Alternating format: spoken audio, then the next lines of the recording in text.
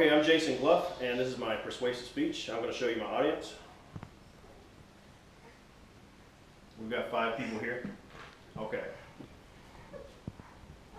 Okay, since 9/11, over 11,000 Americans have been killed by police. That's more than the combined totals of the terrorist attack and the subsequent 18-year war combined for Iraq and Afghanistan. So police brutality and the shooting of unarmed people has become an epidemic in this country. I'm going to show you evidence today that police violence in the U.S. is a problem that could affect any of us, and just some common sense solutions to the problem. So today, after we discuss some statistics of police violence, the lack of accountability and the unreasonable protection that police officers enjoy, we're going to watch a graphic video of an unarmed man being killed by police officers who were never held accountable for it. And finally, we're going to talk about a simple idea that could change the way police officers approach their job. So as a paramedic, which is what I've done for a living, I've worked with police officers on an everyday basis. I've seen them firsthand escalate situations. When you're on an emergency scene, they'll show up and they tend to start yelling and threatening people and just escalating the tension on scenes instead of de-escalating it, which is really their job. So when I was researching this article, I looked at dozens of websites and I've seen hundreds of videos. I watched hundreds of videos to do the research for this. So I believe this subject is important to everybody because any of us could encounter a police officer, at any day out in public. And evidence has shown that if you encounter the wrong police officer and the wrong state of mind, it can put you and your family at risk. So modern policing is undeniably aggressive. It really started in New York City in the 1980s, the way modern policing is. It was called the broken windows theory. And what that was is the police department in New York decided that they were going to enforce all the laws, all of them. They weren't going to let anything slide. So something as simple as a broken window, they were going to investigate it and throw someone in jail. And it had a twofold problem with it. The first one was it worked. They locked so many people up that crime actually went down. So they could go to the city council and the mayor and say, look, crime has gone down. And crime in New York at that time was high. This is in the early 80s. And crime went down because they locked everybody up. The second problem with that was that the community hated them for it. Everyone was getting arrested. Families were getting broke up for nonsense. And everyone was in jail. So it kind of fostered a like a us versus them mentality with the police department and the citizens. And the citizens didn't trust the cops, and the cops started dehumanizing the citizens. And according to one officer with the New York Police Department, they started seeing themselves as better than society. They started thinking of the public as, in terms of sketchy and shady. They were scammers, and they came up with names for the citizens. They called them mutts and scumbags and maggots.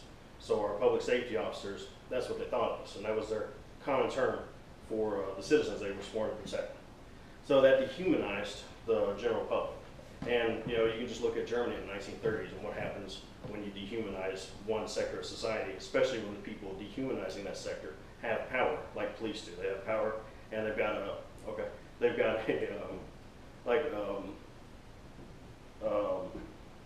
word I'm trying to come up with. Anyway, they've got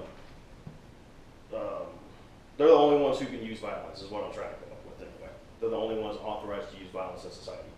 So when you get that, when you get police officers dehumanizing people, and they're the only ones authorized to use violence, you get what we have here in the United States, which is just an epidemic of police violence against unarmed people.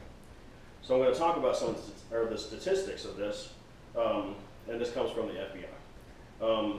52% of officers say it's customary to ignore improper conduct by other officers. 61% of officers say they would not report serious abuse if they saw it. 84% of officers have seen what they deem as excessive force. 97% of excessive force claims are dismissed by the officer's own department. Their friends investigate them and decide they've done nothing wrong. Police brutality costs the taxpayers almost $2 billion a year, and 1 in 4 people killed by police are unarmed. And from 2005 to 2017, almost 9,000 people in that time period were killed by police officers. 80 were arrested. 80 of the 9,000 people, only 80 officers were arrested and charged with homicide, and 2 convictions withstood appeal. 2 police officers were convicted of homicide in the 9,000 shootings. So for punishment of police conduct, police are rarely charged with homicide, like we just discussed, especially for on-duty shootings. The DA typically won't bind that over to the grand jury like they do for most felonies. They just decide not to prosecute it, which is a conflict of interest. Judges are always more lenient with the admission of evidence, and the victims of police violence are typically incarcerated or dead. So we've gone over some of the statistics of that, and now I'm going to show you a video of a police shooting of an unarmed person.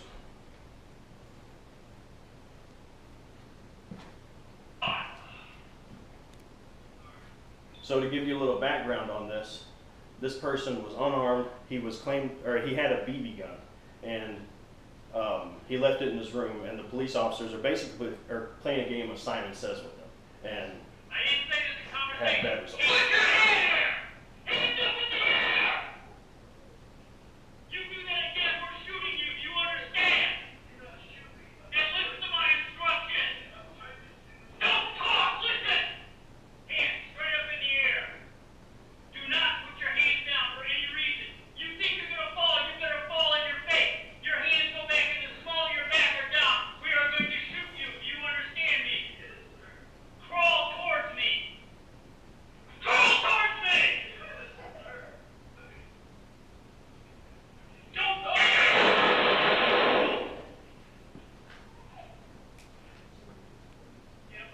So as you can see, he did nothing wrong. He's trying to comply with the police officers, and he was shot dead.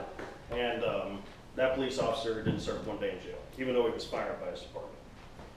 So what we can do to fix this, when you have bad cops doing stuff like this, the simple solution that I've come up with is make them carry liability insurance, just like doctors and attorneys.